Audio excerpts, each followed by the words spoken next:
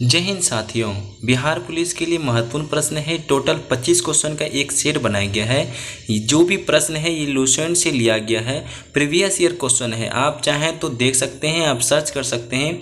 ये सारा प्रश्न दरोगा का पूछा गया प्रश्न है, इसीलिए आपको ये प्रीवियस ईयर का क्वेश्चन अभी रिविजन करवा रहे हैं। आप टेस्ट के थ्रू में से 25 में से देखिए कितना सही और कितना गलत होता है।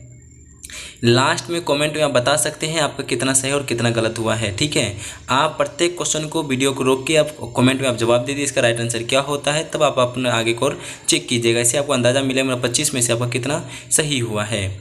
चलते हैं, हम आपका समय बर्बाद नहीं करेंगे। आप अपना काम कर लीजिएगा, तीनों काम लाइक कर लीजिएगा, चैनल को सब्सक्राइब भी कर दीजिए, अपने दोस्तों के साथ शेयर भी कर दीजिए जो कि बिहार पुलिस की तैयारी करते होंगे।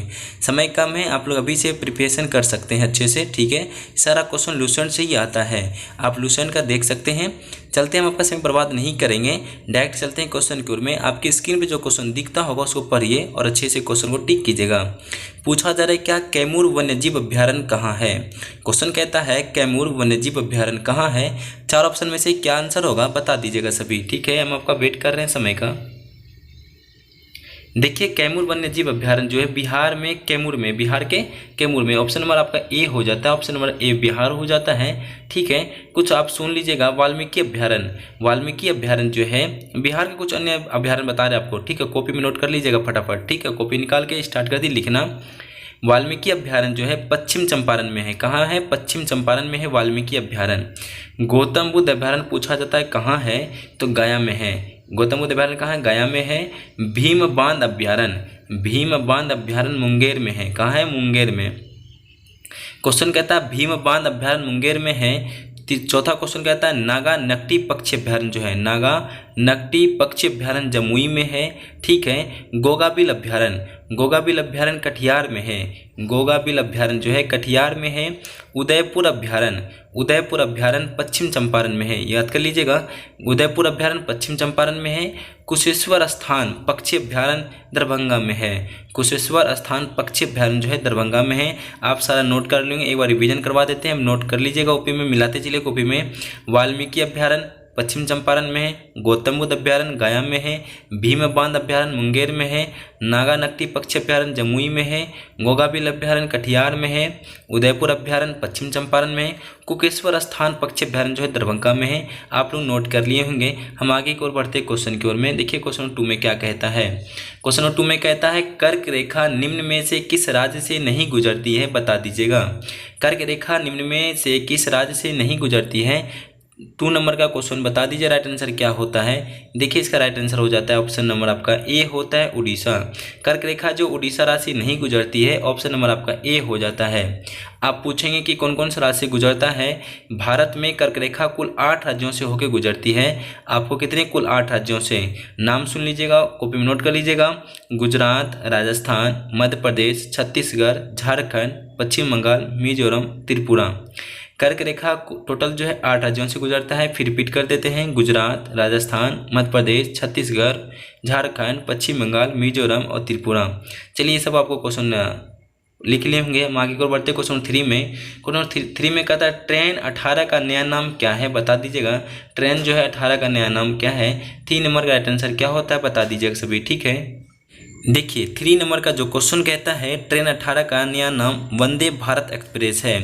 ऑप्शन नंबर आपका हो जाता है ए, वंदे भारत एक्सप्रेस हो जाता है। ठीक है, याद कर लीजिएगा, Vande Bharat express. Option number आपका डी हो जाता है, सॉरी, ऑप्शन आपका डी हो जाता है, वंदे भारत एक्सप्रेस हो जाएगा। ठीक है, ऑप्शन नंबर आपका डी हो जाता है। कुछ पॉइंट को चाहे तो आप सुन सकते हैं। भारत की पहली बिना इंजन ट्रेन कौन है, बता दीजिएगा। भारत की पहली बिना इंजन ट्रेन पूरी तरह स्वदेशी निर्माण। ठीक है, भारत की यही है, वंदे भारत एक्सप्रेस हो जाता है। भारत की पहली बिना इंजन ट्रेन है, पूरी तरह से स्वदेशी है। निर्माण जो है सवारी डिब्बा कारखाना होता है, चेन्नई में है। मेक इन इंडिया पहल के तहत निर्मित किया गया इसको। शुरुआत जो है हुआ है फरवरी 2019 में। पहली ट्रेन जो चली थी नई दिल्ली से वाराणसी। दूसरी ट्रेन चली नई दिल्ली से काटरा, याद कर लिए, जम्मू कश्मीर में काटरा। ये सब चीज़ को बहुत इंपॉर्टेंट क्वेश्चन है, याद करिए, दरोगा के लेवल का क्वेश्चन था। ठीक है, एशियाई खेल 2018 कहाँ हुआ था, बता दीजिएगा। एशियाई खेल 2018 कहाँ हुआ था। 4 नंबर का राइट आंसर क्या होता है बता दीजिएगा सभी। ठीक है, देखिए एशियाई खेल 2018 जो है इंडोनेशिया जकार्ता में हुआ था। ऑप्शन नंबर आपका ए हो जाता है इंडोनेशिया। ऑप्शन नंबर आपका ए हो जाएगा, इंडोनेशिया हो जाता है, इसका राजधानी जकार्ता हो जाएगा। 2022 में एशियाई खेल का जो 19वां जो आयोजन हुआ था चीन हांगजोंग में हुआ, स्थायित हुआ था। ठीक है, याद कर लीजिएगा 2022 में एशियाई खेल जो हुआ था 19वां नंबर का आयोजन हुआ था चीन में जाके। ठीक है, हम क्वेश्चन नंबर 5 का देखिए, क्वेश्चन क्या कहता है, कौन खाद्य श्रृंखला का निर्माण करता है, बता दीजिएगा। कौन खाद्य श्रृंखला का निर्माण करता है? 5 नंबर का राइट आंसर क्या होता है, सभी बता दीजिएगा। ये क्वेश्चन बार बार पूछा जाने वाला प्रश्न है। देखिए घास, हिरन, शेर खाद्य श्रृंखला का निर्माण करता है। देखिए घास खाता है हिरन, हिरन को खाता है शेर, इसलिए खाद्य श्रृंखला का निर्माण करता है। ऑप्शन नंबर आपका सी हो जाता है। ठीक है, घास, हिरन और शेर हो जाएगा। ठीक है, ऑप्शन आपका सी हो जाता है। हम आगे की ओर बढ़ते हैं। क्वेश्चन नंबर 6 में क्वेश्चन कहता है ज्ञानपीठ पुरस्कार जो है 2018 में किसे मिला? ज्ञानपीठ पुरस्कार 2018 में किसे मिला, बता दीजिएगा। राइट आंसर क्या होता है? 6 नंबर का राइट आंसर क्या होगा, बता दीजिएगा। देखिए ज्ञानपीठ पुरस्कार 2018 का अमिताभ घोष को मिला था। ऑप्शन और आपका ए हो जाता है। ठीक है, अमिताभ घोष को मिला था, ऑप्शन और आपका ए हो जाता है 6 नंबर का। 2021 में 57 नंबर का ज्ञानपीठ पुरस्कार दामोदर मोजा को मिला था कोंकणी लेखक में। 2021 में ठीक है 57 नंबर का जो ज्ञानपीठ पुरस्कार मिला था दामोदर मोजा को मिला था। ठीक है, 2020 में मिला था 56वां नंबर का ज्ञानपीठ पुरस्कार नीलमणि फूफन को। ठीक है, नीलमणि फूफन को मिला था। आपसे पूछा जाता है ज्ञानपीठ पुरस्कार का शुरुआत कब हुआ था? प्रथम विजेता 1965 में हुआ था, श्री शंकर ग्रुप को मिला था मलयालम भाषा में। ठीक है, हम आगे की ओर बढ़ते हैं। क्वेश्चन नंबर 7 में, क्वेश्चन 7 में कहता है गायत्री मंत्र की रचना किसने किया था? गायत्री मंत्र का रचना किसने किया था? क्वेश्चन नंबर 7 का राइट आंसर क्या होता है, बता दीजिएगा। गायत्री मंत्र की रचना जो है विश्वामित्र ने किया था। ऑप्शन आपका ए हो जाता है। पूछा जाता है गायत्री मंत्र का रचना किसने किया था? विश्वामित्र ने किए थे, याद रखिएगा विश्वामित्र। ऑप्शन आपका ए हो जाता है। ठीक है, पूछा जाता है कि गायत्री महामंत्र सर्वप्रथम ऋग्वेद के 3रे मंडल में उद्धृत हुआ था। पूछा जाता है किस वेद में? तो ऋग्वेद में मिला है गायत्री मंत्र का। ठीक है, 3रे मंडल में। हम आगे की ओर बढ़ते हैं। क्वेश्चन नंबर देखिए 8 का क्या कहता है? क्वेश्चन नंबर 8 में कहता है क्वांटम सिद्धांत का प्रतिपादन किसने किया था? पूछा जाता है क्वांटम सिद्धांत का प्रतिपादन किसने किया था? याद रखिए 8 नंबर का राइट आंसर क्या होता है, बता दीजिए सभी। देखिए क्वांटम सिद्धांत का प्रतिपादन जो है मैक्स प्लैंक ने द्वारा किया गया था। ऑप्शन आपका सी हो जाता है। मैक्स प्लैंक ऑप्शन आपका सी होता है। ठीक है, याद रख लीजिएगा, क्वेश्चन आपका सी हो जाएगा। 9 नंबर का क्वेश्चन क्या कहता है, सुनिएगा। कपास के लिए कौन सी मिट्टी उपयुक्त है, बता दीजिएगा। कपास के लिए कौन सी मिट्टी उपयुक्त होता है, बता दीजिएगा। बहुत इंपॉर्टेंट क्वेश्चन है। काली मिट्टी को रेगुर मिट्टी भी कहते हैं। ऑप्शन आपका बी होता है। कपास के लिए कौन सी मिट्टी उपयुक्त होता है? काली मिट्टी होता है। ऑप्शन आपका बी हो जाएगा। काली मिट्टी का दूसरा नाम क्या होता है? रेगुर मिट्टी। ठीक है, इसे कपास के लिए खेती ज़्यादा होती है, इसके लिए कपास मिट्टी भी कहते हैं। इसके लिए इसे कपास मिट्टी भी कहते हैं। ठीक है, हम लोग चलते क्वेश्चन नंबर 10 में। पाक जल डमरू मध्य कहाँ स्थित है? पाक जल डमरू मध्य कहाँ स्थित है? क्वेश्चन नंबर 10 का राइट आंसर क्या होता है, बता दीजिएगा। राइट आंसर क्या होगा? ठीक है, देखिए पाक जल डमरू मध्य जो भारत के तमिलनाडु और श्रीलंका के उत्तरी भाग में बीच में स्थित है। ठीक है, ऑप्शन आपका सी हो जाता है। ठीक है, भारत और श्रीलंका के बीच में है। ऑप्शन आपका सी हो जाता है। ठीक है, देखिए 11 नंबर का क्वेश्चन क्या कहता है, विश्व में प्रथम कृत्रिम बुद्धिमत्ता समाचार वादक किस देश में बनी है, बता दीजिए। राइट आंसर क्या होगा? ठीक है, 11 नंबर का राइट आंसर क्या होगा? देखिए इसका जो राइट आंसर हो जाता है ऑप्शन आपका बी चीन हो जाएगा। ठीक है, चीन में बनी है, राइट आंसर क्या हो जाए? चीन हो जाता है। 11 नंबर का ऑप्शन आपका बी हो जाए, चीन हो जाएगा। 12 नंबर का क्वेश्चन देखिए, 12 नंबर में कहता है इनमें से कौन सा राज्य जो है कर्क रेखा के ठीक ऊपर है, बता दीजिएगा। 12 नंबर का इनमें से कौन सा राज्य कर्क रेखा के ठीक ऊपर है? 12 नंबर का राइट आंसर क्या होता है, बता दीजिएगा सभी। देखिए त्रिपुरा जो है राज्य कर्क रेखा से ठीक ऊपर है, बता दीजिएगा। ऑप्शन आपका ए हो जाता है, त्रिपुरा हो जाता है। ऑप्शन नंबर ए होता है। पूछा जा रहा है क्या, इनमें से कौन सा राज्य कर्क रेखा के ठीक ऊपर है? त्रिपुरा हो जाता है। 13 नंबर क्वेश्चन कहता है होंडुरास की राजधानी कहाँ है, बता दीजिएगा। 13 नंबर का राइट आंसर क्या होता है? ठीक है, 13 क्वेश्चन कहता है होंडुरास की राजधानी कहाँ स्थित है? 13 नंबर का बता दीजिएगा। देखिए इसका जो होंडुरास की राजधानी हो जाता है टेगुसिल्पा हो जाता है, ऑप्शन नंबर सी हो जाएगा। ठीक है, ऑप्शन आपका सी हो जाता है, सिलिगा लिखा है। ठीक है, ऑप्शन आपका सी हो जाए, देख लीजिएगा 30 नंबर का ऑप्शन और सी होता है। 14 का क्वेश्चन देखिए क्या कहता है, संविधान निर्माण हेतु संविधान सभा के सदस्यों के द्वारा हस्ताक्षर कब किया गया था, बता दीजिएगा। संविधान निर्माण हेतु संविधान सभा के सदस्यों द्वारा हस्ताक्षर कब किया गया था। 14 नंबर का राइट आंसर क्या होता है, बता दीजिएगा सभी। ठीक है, देखिए 26 नवंबर 1949 को संविधान पर अंतिम रूप से हस्ताक्षर सभी इसे अंगीकृत किया गया था, ऑप्शन नंबर आपका बी हो जाता है, 1949 हो जाता है। ठीक है, याद रखिएगा 26 नवंबर 1949 को संविधान पर अंतिम रूप से हस्ताक्षर किया गया था। ठीक है, हम आगे की ओर बढ़ते 15 नंबर का क्वेश्चन कहता है, राज्य में राष्ट्रपति शासन किस अनुच्छेद के तहत लगाया जाता है, बता दीजिएगा सभी। अभी राज्य में राष्ट्रपति शासन किस अनुच्छेद के तहत लगाया जाता है। 15 नंबर का राइट आंसर क्या होता है, बता दीजिएगा सभी।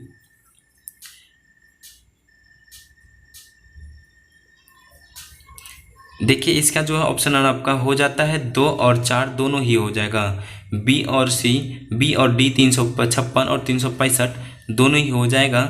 ठीक है, ऑप्शन आपका दोनों ही आंसर हो जाता है, 365 और 356 और 365 दोनों ही आंसर राइट आंसर हो जाएगा। दोनों ही अनुच्छेद हो जाता है, अनुच्छेद 356 और 365 दोनों ही हो जाता है राष्ट्रपति शासन में। ठीक है, क्वेश्चन कहता है राज्य में राष्ट्रपति शासन किस अनुच्छेद के तहत लगाया जाता है, ऑप्शन आपका बी 356, ऑप्शन नंबर 365 दोनों ही राइट आंसर हो जाता है। 16 नंबर का क्वेश्चन देखिए क्या कहता है, पंचायती राज लागू करने वाला पहला 2 राज्य कौन है, बता दीजिएगा सभी। राइट आंसर क्या होता है, पंचायती राज लागू करने वाला पहला 2 राज्य कौन है, बता दीजिएगा। 16 नंबर का राइट आंसर हो जाता है, ऑप्शन नंबर डी राजस्थान और आंध्र प्रदेश हो जाता है। पंचायती राज लागू करने वाला पहला 2 राज्य हो जाता है राजस्थान तथा आंध्र प्रदेश हो जाता है। ठीक है, ऑप्शन नंबर आपका डी हो जाता है।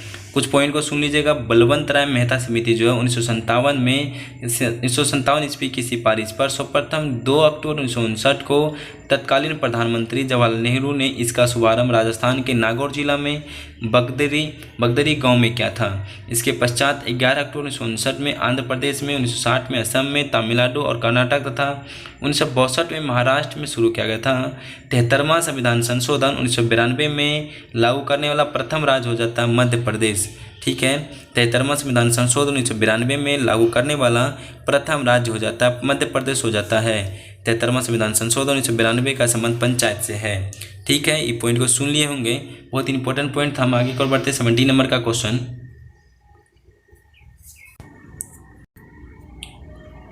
देखिए 17 नंबर का क्वेश्चन कहता है, आपातकाल की घोषणा होने के 1 महीने के अंदर किस संस्था से पारित होना जरूरी है, बता दीजिएगा। आपातकाल की घोषणा होने के 1 महीने के लिए अंदर किस संस्था से पारित होना जरूरी है। 17 नंबर का राइट आंसर क्या होता है, बता दीजिएगा सभी। राइट आंसर क्या होता है,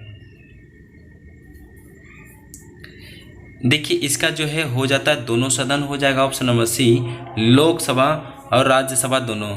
देखिए इसका जो है राइट आंसर हो जाता है दोनों सदन हो जाता है, याद रखिएगा आप लोग। ठीक है, दोनों सदन हो जाता है। देखिए इसका राज्यसभा लोकसभा दोनों सदन हो जाता है। हम लोग चलते हैं 18 नंबर का क्वेश्चन क्या कहता है, फटाफट देख लीजिएगा। 11वां विश्व हिंदी सम्मेलन कहाँ संपन्न हुआ था, बता दीजिएगा। 11वां विश्व सम्मेलन हिंदी सम्मेलन जो है कहाँ संपन्न हुआ था, बता दीजिएगा। 18 नंबर का आंसर क्या होता है, सभी बता दीजिएगा। ठीक है, देखिए 11वां विश्व हिंदी सम्मेलन जो मॉरिशस में हुआ था, ऑप्शन आपका सी मॉरिशस हो जाता है, सभी बता दीजिएगा। ठीक है, ऑप्शन आपका सी मॉरिशस हो जाता है। ठीक है, ऑप्शन आपका सी मॉरिशस हो जाएगा। पूछा जा रहा है क्या वर्तमान 12वां विश्व हिंदी सम्मेलन जो 2023 में होने वाला है, नाडी फिजी में होगा। 2023 में क्या होने वाला, नाडी मना होता है फिजी में होने वाला, फिजी देश में। ठीक है, याद रख लीजिएगा। आप लोग कमेंट बता दीजिएगा हिंदी दिवस कब मनाया जाता है, विश्व हिंदी दिवस कब मनाया जाता है, अंतर्राष्ट्रीय हिंदी दिवस, दोनों ही कमेंट आप लोग बता दीजिएगा।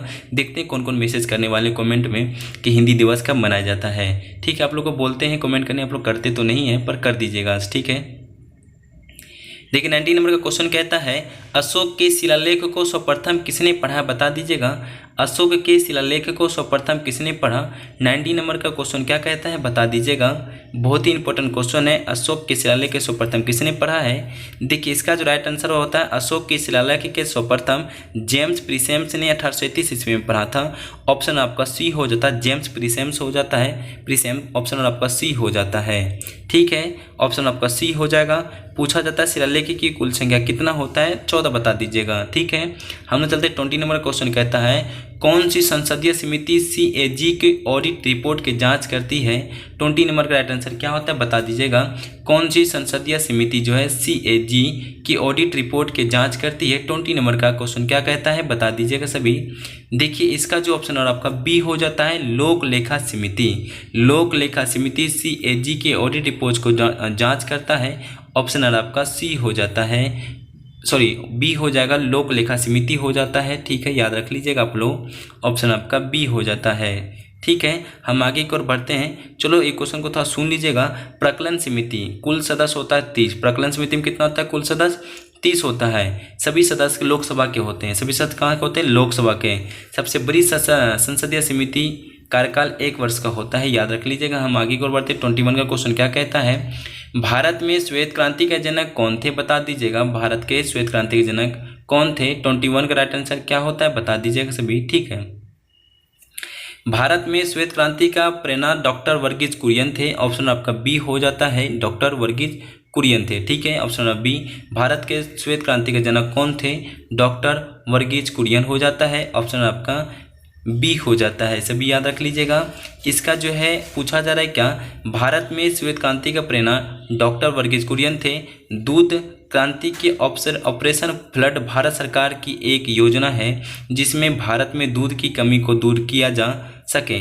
इसे श्वेत क्रांति भी कहते हैं। शुरुआत हुआ था 13 जनवरी 1970 ईस्वी को। शुरुआत कब हुआ था? 13 जनवरी 1970 को। ठीक है, 1970 को हुआ था शुरुआत। कब हुआ था? 1970 को हुआ था श्वेत क्रांति का। पूछा जा रहा है 13 जनवरी 1970 को। हरित क्रांति के बारे में 2 पॉइंट सुन लीजिए। हरित क्रांति के बारे में, हरित क्रांति का शुरुआत हुआ था 1966 और 67 में। शुरुआत हुआ था 1966 और 67 में हुआ था। ठीक है, 1966 और 67 में। ठीक है, इसका जो है प्रारंभ क्या था? Professor Norman Borlaug. ठीक है, भारत में शुरुआत AM स्वामीनाथन के थे। इस हरित क्रांति का जनक कौन सा भारत का होता है? MS स्वामीनाथन को माना जाता है। ठीक है, हम लोग आगे के बढ़ते। 22 का क्वेश्चन क्या कहता है? हाल ही में वर्ल्ड गवर्नमेंट समिट कहाँ हुई है बता दीजिएगा। हाल ही में वर्ल्ड गवर्नमेंट समिट कहाँ हुई है? 22 का राइट आंसर क्या होता है बता दीजिएगा सभी। देखिए इसका जो है आंसर ऑप्शन ए हो जाता है, दुबई हो जाएगा। ऑप्शन आपका ए दुबई हो जाता है। ठीक है, हम चलते हैं 23 का क्वेश्चन क्या कहता है? अंतर्राष्ट्रीय जैव विविधता दिवस कब मनाया जाता है बता दीजिएगा। 23 का राइट आंसर क्या होता है? अंतर्राष्ट्रीय जैव विविधता दिवस कब मनाया जाता है? अंतर्राष्ट्रीय जैव विविधता दिवस या विश्व जैव विविधता दिवस संरक्षण दिवस प्रति 22 मई को मनाया जाता है, प्रतिवर्ष 22 मई को। ऑप्शन और आपका ए हो जाता है 22 मई। ठीक है, याद रखिएगा। इसका जो प्रारंभ संयुक्त राष्ट्र संघ ने क्या था? ऑप्शन आपका ए हो जाता है। 24 का देखिए क्वेश्चन क्या कहता है समझिएगा। टीपू सुल्तान की राजधानी कहाँ थी? 24 का राइट आंसर क्या होता है बता दीजिएगा। टीपू सुल्तान की राजधानी कहाँ है? टीपू सुल्तान की राजधानी श्रीरंगपट्टनम में थी। ऑप्शन आपका बी हो जाता है, श्रीरंगपट्टनम में। ऑप्शन आपका सी हो जाता है। टीपू सुल्तान की राजधानी कहाँ थी? श्रीरंगपट्टनम में थी। ठीक है, श्रीरंगपट्टनम जो है जोकोबियन क्लब की स्थापना किया था। ठीक है, नौसेना बोर्ड का गठन 1776 में हुआ था। ठीक है, देखिए 25 का क्वेश्चन कहता है श्रीरंगपट्टनम की संधि कब हुई थी बता दीजिएगा। 25 में क्वेश्चन कहता है श्रीरंगपट्टनम की संधि कब हुई थी? 25 का राइट आंसर क्या होता है बता दीजिएगा। ऑप्शन नंबर आपका बी हो जाता है 1792 ईस्वी में। ठीक है, 1792 ईस्वी में संधि हुआ था, याद रख लीजिएगा। ऑप्शन आपका बी हो जाता है। देखिए सेशन कैसा लगा आप लोग बता दीजिएगा। 25 में से आपको कितना सही हुआ ये भी बता दीजिएगा। ठीक है, सेशन कैसा लगा आप लोग कमेंट में बता दीजिएगा। चलते हैं, कल